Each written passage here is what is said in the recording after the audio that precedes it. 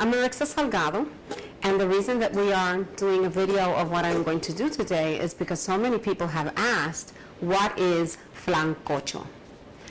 Flancocho is a combination of flan and cake, but it's not just that simple, because I have a family recipe for flan that not that many people have. My children, of course, have it, and always been told that our flan is very creamy and very light, and so I use that recipe for anything that has a flan rather than any other recipe that I might find on the internet or on a cookbook.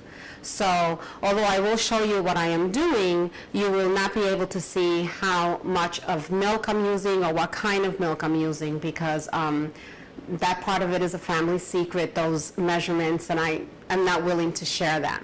However, I am going to show you the process that I go through to make a flancocho, and so that you can better have an idea of what it takes to make it and what actually goes into it. A pot on the stove that I'm going to preheat, because that is where I'm going to put the sugar. The sugar has to melt into a caramel consistency so that I could put it in the pan before I pour the flan mixture in it. The one thing about the caramel that you're going to make is that I do not add any water, I do not add milk or any other ingredients, and what happens is once it starts to get warm, you have to stop everything that you're doing and just consistently stir it.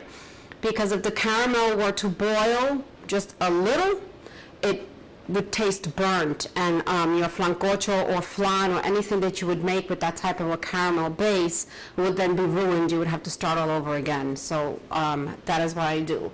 At this point, I am going to preheat the oven that I haven't started yet so that it could be ready to go when I'm ready to insert the flancocho complete mixture into it. Another thing that I want you to notice is that I have two pans here, and the reason for this is that flancocho is exactly like the flan, made in what we say in Spanish, baño de María, which means it's a double boiler. So I put water in this pan before I put the flancocho in it, because the heat of the water is what actually bakes it in order for the sugar not to get nasty and burned, and in order for it to cook correctly. So I'm going to start putting the eggs in here so that you can see that they are fresh eggs that I use for the flan part of the mixture. I have pre-prepared the milk mixture because, as I mentioned before, I really don't want anybody to see what kind of milk it is that I use. I've also pre-prepared the flour mixture. In the meantime, I am going to start preheating the pot where I'm going to put the sugar in, because I like to preheat it so that when I put the sugar in, it takes a little shorter time to do.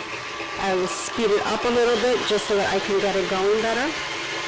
And I'm going to pour in the milk mixture that I have over here that I pre-prepared. And once again, I will mix this. What I do to make sure that none of that egg white gets into the final product is that I strain it. As you can see, it's a pretty close strainer. The holes are very small. But this also helps in case, by any chance, there is any eggshell that went in there, you avoid putting any of that into your flancocho. And when you finally get, whether it's a flan or flancocho, when you finally get the final product, you will be getting a creamy consistency throughout everything that you're eating. I'm ready to prepare the flour mixture.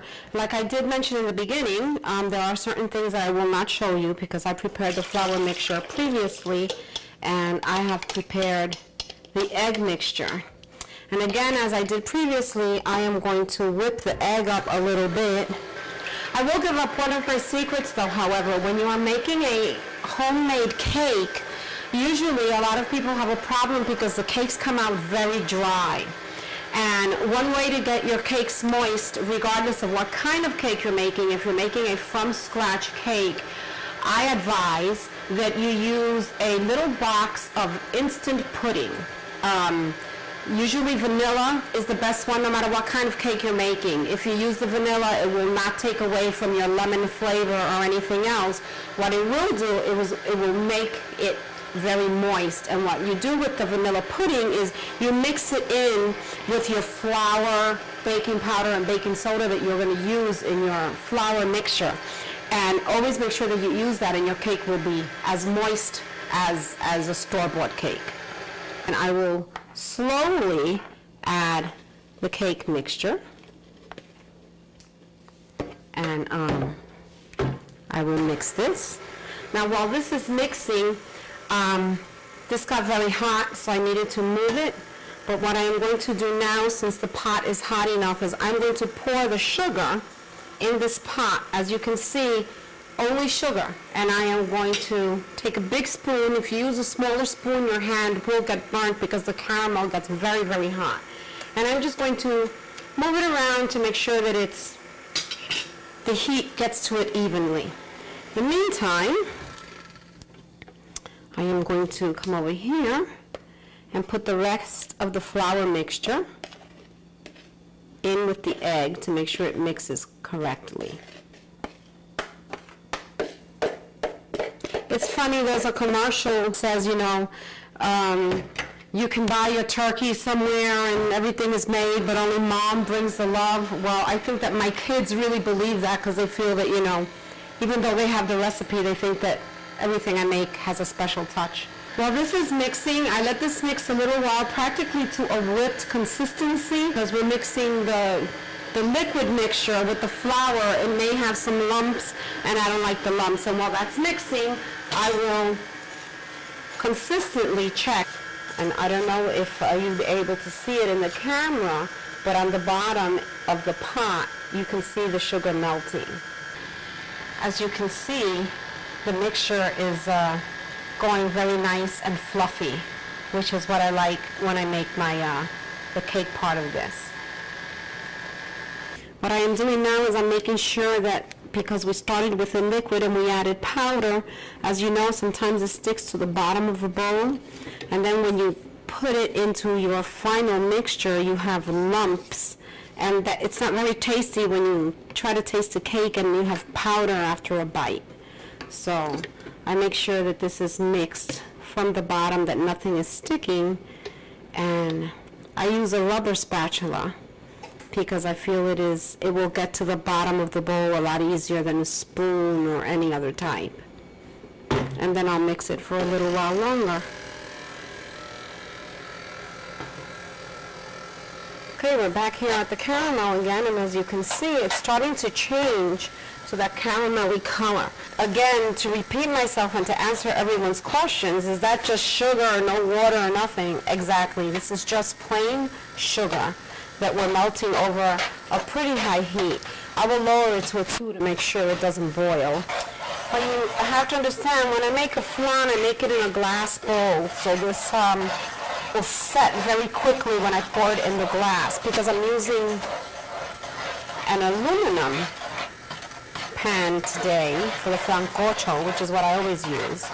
It gets very hot, so when I move this over, I have to put it on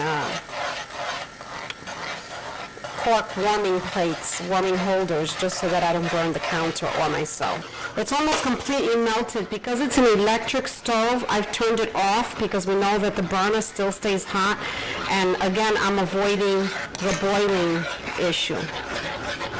So I am ready to take it off the pot and pour it. All very liquidy, no lumps at all whatsoever. You need to hold this again because this is aluminum, so it gets hot very easily. Is you have to make sure that the sugar coats the pan. A pretty thick coating stays on the bottom, but that's fine because you want it to do that.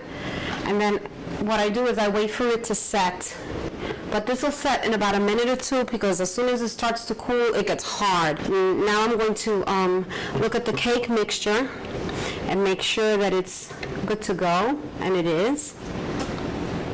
I will tell you that I cook the whole thing for an hour at 350. That much I'll tell you. Many of you will say, but what did you put in it? We still don't know. Well, at least you have an idea. You can see when I turn this now, it's not moving. So it's ready for me to pour the egg mixture into it. So I just take the egg mixture and I pour it here as such, right into the pan. And then, this is a lesson in physics. It freaks me out every time I do it because I don't understand how it happens. I'm now going to pour the cake mixture into the flan. And you will see, I will try to do this so that you could see it as best as you can, that what happens is, for some reason, and again it's a law of physics, the cake floats on top of the egg mixture. And when you bake it, that's exactly how it bakes, completely separate. In order for it to be a double boiler method, I have to pour the water into this pan. I put about a cup in there, and then I take this pan that has the mixture in it, and I put it into the pan with the water. Okay. Now what I will do is I'm going to open the oven, and I'm going to put the whole thing in the oven.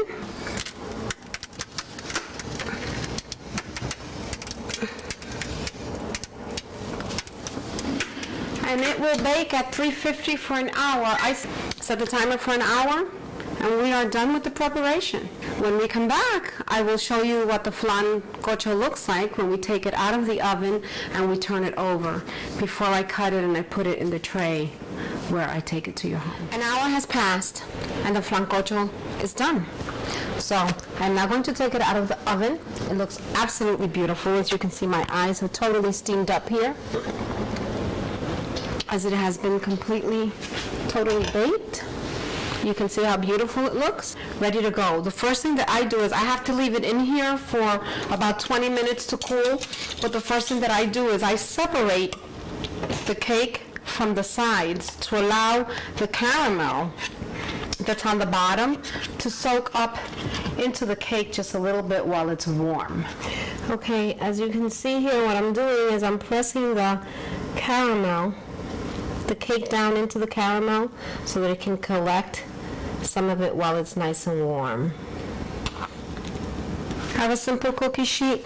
I'm going to place it over the flancocho, as so, and then I'm going to flip it over. There we go. I got some on the table, as you can see. Attempt to remove it so that you can see the final product. There you go, the flancocho. It is complete now. It is still very hot though, so I'm going to wait about 10 minutes and then I'm going to refrigerate it for about half an hour, at which point I'm going to take it out of the refrigerator. I'm going to cut it in the pieces that I will put in a round container where I will then be delivering it to the person that ordered it. So there's your flancocho that you all love so much. Thank you so much.